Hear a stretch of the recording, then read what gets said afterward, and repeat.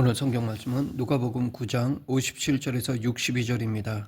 예수님이 십자가에 처형당했다는 것을 어떻게 생각하십니까? 우리는 우리의 죄를 용서하고 구원받게 하기 위해서 스스로 십자가에 달리신 것이라고 생각합니다.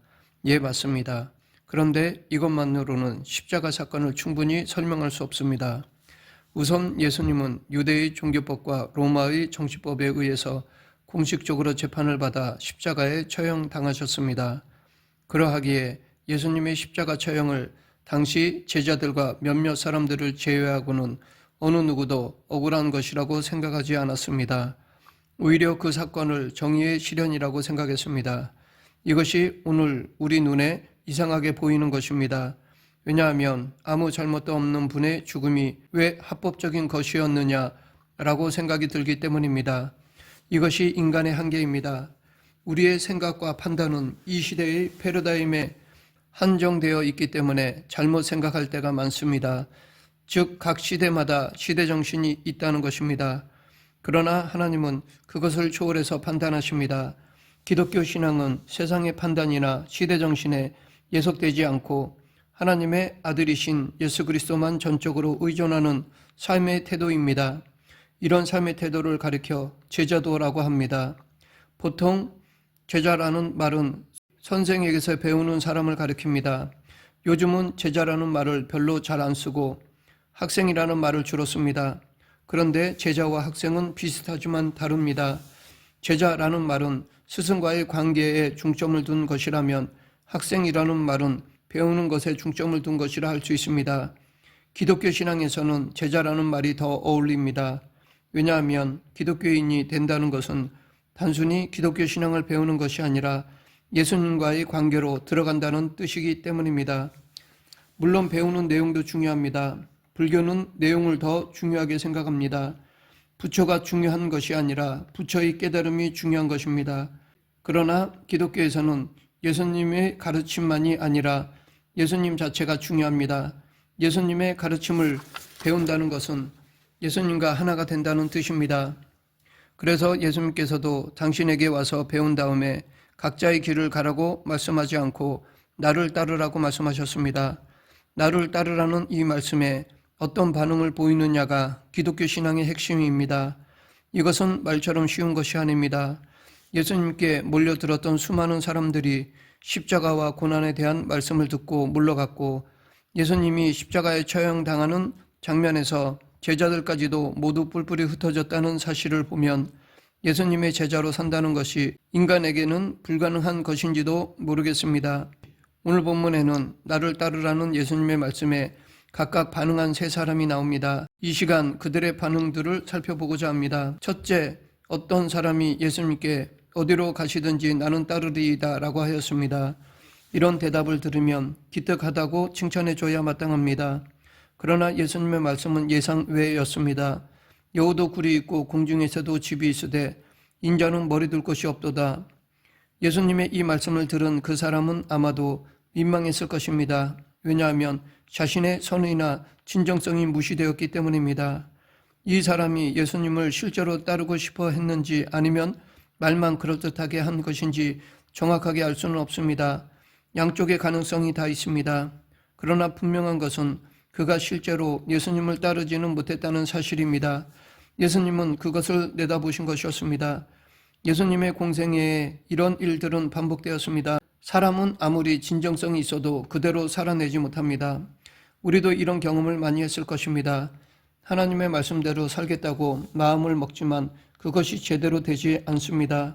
세상에서 정의와 평화를 위해서 살겠다고 다짐하지만 그것이 마음먹은 대로 되지 않습니다. 일상을 성실하게 살아보겠다는 의지도 쉽게 무너집니다.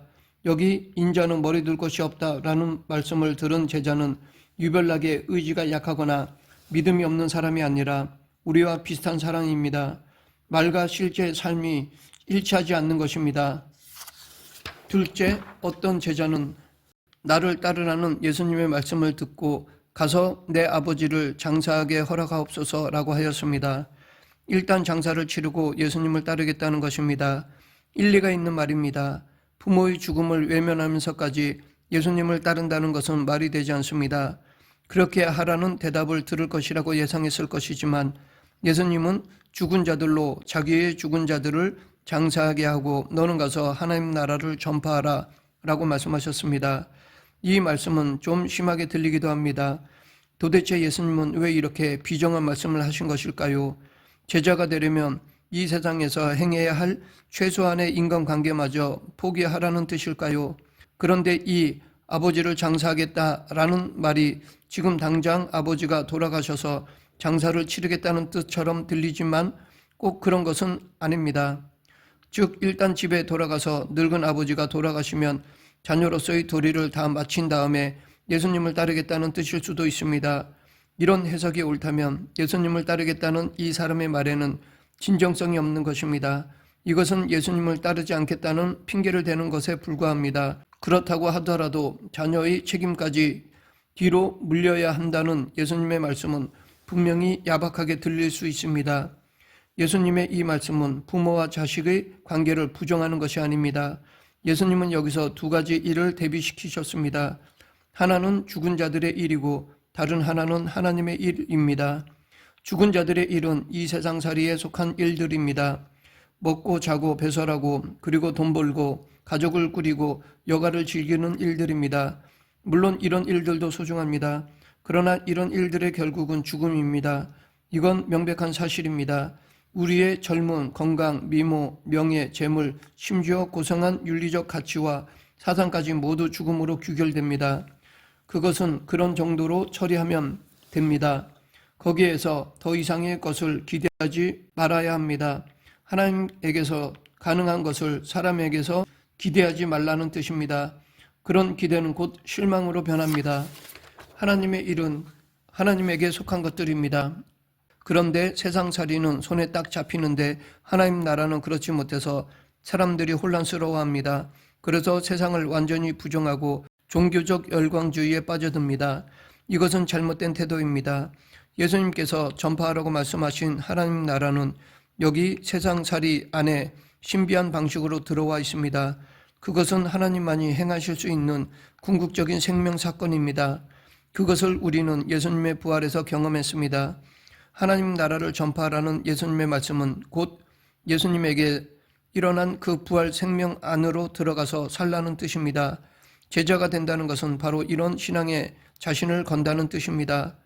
셋째, 어떤 제자는 예수님께 주여 내가 주를 따르겠나이다마는 나로 먼저 내 가족을 작별하게 허락하소서라고 하였습니다. 이 사람의 말에 진정성이 있는지 없는지는 이 문장만으로는 판단할 수 없습니다. 예수님을 따라서 출가하기 전에 가족들과 작별하겠다는 말은 틀린 것이 없습니다. 그런데도 예수님은 그것을 부정하는 듯한 말씀을 하셨습니다. 손에 쟁기를 잡고 뒤를 돌아보는 자는 하나님 나라에 합당하지 아니하니라. 예수님의 말씀에 근거해서 본다면 이 사람이 겉으로는 예수님의 제자인 척하지만 실제로는 그걸 피하고 싶어 한다고 봐야 옳습니다. 이런 사람은 하나님 나라에 적합하지 않습니다. 제자가 될 수 없습니다. 왜냐하면 하나님 나라의 긴박성을 깨닫지 못하고 있기 때문입니다. 우리의 삶에서 우선적인 것과 본질적인 것이 무엇인지 분별하지 못하는 사람입니다. 그래서 그를 가리켜 예수님은 쟁기를 잡고 자꾸 뒤를 보는 사람이라고 말씀하셨습니다. 세 종류의 제자들 중에서 나는 어디에 해당됩니까? 누구는 한 경우에 해당되기도 하고 누구는 두 가지 혹은 세 경우 모두에 해당되기도 할 것입니다. 그래서 혹자는 이 말씀을 듣고 이제 신앙적인 자세를 새롭게 해서 예수님의 제자로 살아가도록 노력해야겠다고 다짐할 수도 있습니다. 그렇게 다짐해도 시간이 지나면 우리는 세 명의 제자들에게 예수님께서 하신 그런 말씀을 다시 듣게 되는 상황에 떨어질 것입니다. 솔직히 이것이 지금까지 우리의 삶에서 반복되었습니다. 그래서 대개의 신자들은 다음의 두 가지 중에 하나를 선택합니다. 하나는 아무 생각 없이 무조건 교회 생활을 열심히 하는 것입니다. 예배, 기도, 헌금, 봉사 등등 모든 교회 생활에 매진하는 것입니다. 이런 신자들을 가리켜 우리는 믿음이 좋다고 말합니다. 그러나 이런 신자들도 대부분 신앙의 매너리즘에 빠져들고 맙니다. 그래서 더 열정적으로 매달리듯이 신앙생활을 합니다. 다른 하나는 그냥 신자라는 타이틀만 걸어두고 느슨하게 신앙생활을 하는 것입니다. 신앙은 그야말로 형식이 됩니다. 신앙이 없어도 살아가는데 아무 지장이 없습니다. 그렇다고 해서 교회를 그만둘 생각까지는 하지 않습니다. 기회만 되면 교회 생활을 그만둘 수도 있습니다. 한국의 많은 기독교 지성인들이 이런 입장에 속할 것입니다. 실제로 많은 사람들이 교회를 떠났습니다. 안타까운 일이지만 이런 현상은 가속화되고 있습니다. 여기서 무엇이 문제일까요? 앞에서 말했듯이 하나님 나라의 긴박성이 실제적으로 이해되지도 않고 실감나게 느껴지지도 않는다는 데에 문제가 있습니다. 그래서 예수님의 제자가 된다는 것이 뭔데, 그렇게 살면 뭐가 어떻게 되는 건데, 지금 이렇게 세상살이의 생존 자체가 어려운 상황에서 제자의 삶이 무슨 의미가 있는데 하는 생각을 하게 됩니다. 핵심은 하나님 나라입니다. 그것의 긴박성입니다. 하나님 나라는 하나님의 통치, 그의 다스림입니다. 하나님은 생명의 원천이기 때문에 그분의 통치는 생명의 원천입니다. 예수님은 그 하나님 나라가 가까이 왔으니 회개하라고 말씀하셨습니다. 여기서 회개하라는 말은 하나님 나라를 향해서 돌아서라는 뜻입니다. 그런데 이 회개가 쉽지 않습니다. 그 이유는 생명에 대한 생각이 잘못되었기 때문입니다.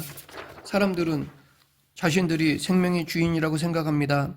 인생이나 운명은 제천이다 라고 말은 하지만 실제로는 자기를 주인으로 여기고 살아갑니다. 자신의 건강을 관리하고 돈을 벌고 세련된 웰빙을 위해 애를 씁니다. 끝없는 경쟁을 통해서 자기를 성취하고 확대하려고 합니다. 그런 방식으로 우리의 삶이 풍요로워질까요? 소유는 늘어나고 취미생활은 다양해졌을지 모르나 영혼은 죽어갑니다. 마치 어리석은 부자의 비유에서 말하듯이 오늘 밤에 죽는 것도 모르고 재산을 늘리는 것에만 온갖 신경을 쓰는 것과 비슷합니다. 이것은 일상을 소홀하게 대해도 좋다는 뜻이 아닙니다. 생명의 주인이 누구냐에 대한 우리의 생각이 분명한지를 묻는 것입니다. 우리는 자신도 모르게 생명의 주인이 자기 자신인 것처럼 착각하거나 확신하면서 살고 있습니다. 하나님 나라가 가까이 왔으니 회개하라 라는 예수님의 말씀은 생명의 주인이 따로 있다는 사실로 영혼의 관심을 돌리라는 뜻입니다. 그렇습니다. 우리는 생명의 주인이 아닙니다. 생명의 주인은 하나님이십니다. 생명은 선물로 주어진 것입니다. 이런 말이 추상적이어서 손에 잡히지 않을 수도 있을 것입니다. 그렇다면 생명을 절대 자유, 절대 평화, 절대 만족이라고 바꾸어서 생각해 보면 됩니다. 잠시 즐거운 것을 말하는 것이 아닙니다. 우리의 죄와 죽음까지 넘어서는 궁극적인 기쁨을 우리가 어디서 얻을 수 있는지 생각해 보면 그것은 하나님이 주시는 선물입니다. 그래서 예수님은 무엇을 먹을까 마실까 입을까 염려하지 말고 하나님 나라와 그의 의를 구하라고 말씀하셨던 것입니다. 말씀을 맺겠습니다. 우리는 성경을 통해 나를 따르라는 예수님의 명령을 들었습니다. 이 말씀은 단순히 교회에 잘 나오라는 뜻이 아닙니다. 우리의 현재와 미래의 운명에 관계된 명령입니다. 예수님의 제자가 되는 것이 곧 하나님 나라에 이루는 유일한 길이기 때문입니다. 이 사실보다 더 시급한 일은 우리에게 없습니다. 우리는 세상에서 무엇을 하고 살든지 예수님의 제자가 되었다는 사실에, 즉 예수님을 통해서 하나님의 새롭고 고유한 생명을 얻는다는 사실에 감사해야 할 것입니다. 우리를 구원해 주신 예수님을 따르며 의의 길을 걷는 저와 여러분이 되길 간절히 축원합니다. 기도하겠습니다. 사랑과 은혜가 풍성하신 하나님 아버지, 하나님 나라를 확신하며 지금 예수님의 제자로서의 삶을 살아가는 저희 모두가 되게 하여 주시옵소서. 예수님 이름으로 기도드립니다. 아멘.